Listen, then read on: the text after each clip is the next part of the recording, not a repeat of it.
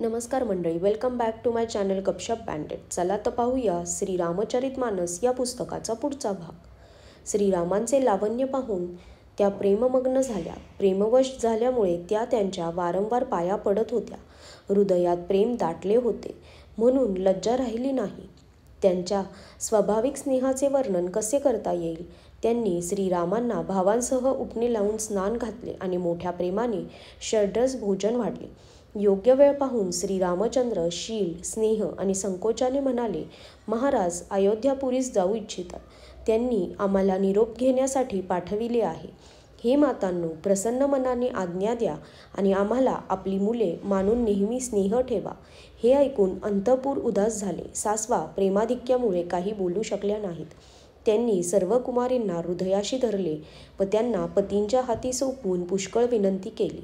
त्यांनी विनंती करून सीतेला श्रीरामचंद्रांना अर्पण केले आणि हात जोडून वारंवार सांगितले की हे प्रिये, हे ज्ञानी, मी तुमच्यावरून आपल्या शरीराची कुरवंडी करते.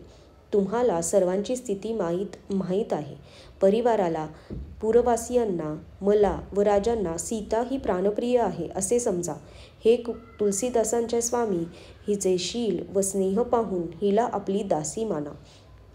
तुम्ही पूर्णकाम आहात, ज्ञान शिरोमणी आहात आणि भावप्रिय आहात. हे राम, तुम्ही भक्तांचे गुणग्रहण करणारे, दोषांचा नाश करणारे आणि दयेचे धाम आहात. असे म्हणून राण्या श्रीरामांचे चरण धरून गप्प झाल्या. जणू त्यांच्या वाणी प्रेमाच्या दलदलीमध्ये रुतून गेल्या. स्नेहाने ओथंबलेले ती श्रेष्ठ वाणी ऐकून श्रीरामांनी सासवांचा अनेक प्रकारे सन्मान केला. मग श्रीरामांनी हात जोडून निरोप मागत वारंवार प्रणाम केला. आशीर्वाद मिळाल्यावर पुन्हा मस्तक नमवून श्रीरंगनात निघाले. श्रीरामांची सुंदर मूर्ती हृदयात धारण केल्याने राण्या प्रेमामुळे शिथिल झाल्या. नंतर धैर्य धरून कन्यांना बोलावून माता वारंवार त्यांना छातीशी कवटाळू लागल्या. मुलींना निरोप द्यायच्या आणि त्यांना पुन्हा मिठीत घ्यायच्या. परस्परांमध्ये प्रेम खूप वाढले होते ना. सख्यांनी वारंवार भेटणाऱ्या मातांना बाजूला केले. नुकत्याच व्यालेल्या गाईला तिच्या बछड्यापासून बाजूला केले जाते त्याप्रमाणे सर्व स्त्री, पुरुष आणि सख्यांसह संपूर्ण अंतःपुर सागरात डुंबत होते. जणू जनकपुरात कारुण्य आणि विरह यांनी निवास केला होता. जानकीने ज्या पोपट मैनांना पाळून पोसून मोठे केले होते आणि सोन्याच्या पिंजऱ्यात ठेवून त्यांना शिकविले होते, ते व्याकुळ होऊन विचारत होते, वैदेही कुठे आहे. त्यांच्या बोलण्यामुळे सर्वांचाच धीर खचला. जेथे पक्षी व पशु असे व्याकुळ झाले तिथे मनुष्यांची दशा काय सांगावी. मग जनक आपल्या भावाप्रमाणे तेथे आले. प्रेम उचंबळून आल्याने त्यांच्या नेत्रामध्ये अश्रू तरळले. महाराज जनक परम वैराग्यवान मानले जात होते, परंतु सीतेला पाहताच त्यांचाही धीर खचला. राजांनी जानकीला उराशी धरले. प्रेमामुळे ज्ञानाचा बांध फुटला. सर्व मंत्री त्यांना समजावू लागले.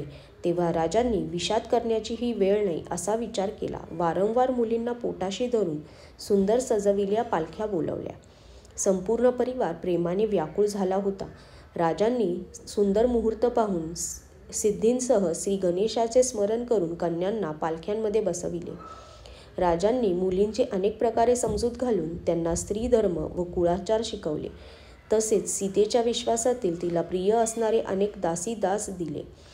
सीता निघाली तेव्हा मिथिलावासी व्याकुळ झाले. मंगल शकुन होऊ लागले. ब्राह्मण व मंत्री यांच्या समूहासह राजा जनक त्यांना पोचवण्यासाठी निघाले. वेळ पाहून वाद्ये वाजू लागली. वऱ्हाडी मंडळींनी रथ, हत्ती आणि घोडे सज्ज केले. राजा दशरथांनी सर्व ब्राह्मणांना बोलावून घेतले आणि त्यांना दान देऊन सन्मानित केले. त्यांच्या चरणकमलांची धूळ माती धरून आणि आशीर्वाद प्राप्त करून राजांना आनंद वाटला आणि श्री गणेशाचे स्मरण करून त्यांनी प्रस्थान केले. त्यावेळी अनेक मंगल शकुन झाले. देव आनंदित होऊन फुले उधळू लागले आणि अप्सरा गाऊ लागल्या. अयोध्यापती दशरथ नगारे वाजवून आनंदाने अयोध्येला निघाले. राजा दशरथांनी सर्व प्रतिष्ठित मंडळींना विनंती करून परत पाठविले आणि सर्व याचकांना आदराने बोलाविले. त्यांना दागिने, कपडे, हत्ती, घोडे दिले आणि प्रेमाने वागवून सर्वांना संपन्न व बलशाली केले. ते वारंवार राजांच्या कुलकीर्तीची वाखणणी करीत श्रीरामचंद्रांना हृदयी धरून परतले. कौशलाधीश राजा दशरथ परत जाण्यासाठी वारंवार सांगत होते, परंतु राजा जनक प्रेमवश झाल्यामुळे परतू इच्छित नव्हते. मग दशरथ म्हणाले, हे राजन, फार दूरवर आलात, आता परत जा. राजा दशरथ रथातून उतरून उभे राहिले. त्यांच्या नेत्रातून प्रेमाश्रू वाहू लागले. तेव्हा राजा जनक हात जोडून प्रेमरूपी अमृतात ओथंबलेले शब्द बोलले, मी आपल्याला कसे सांगू, हे महाराज, तुम्ही मला मोठी थोरवी दिली आहे. अयोध्यानाथ दशरथांनी आपल्या व्याह्यांना सर्व प्रकारे सन्मानित केले. त्यांच्या परस्पर भेटीमध्ये अत्यंत नम्रता होती आणि हृदयात न मावणारे प्रेम होते. आजच्यासाठी धन्यवाद.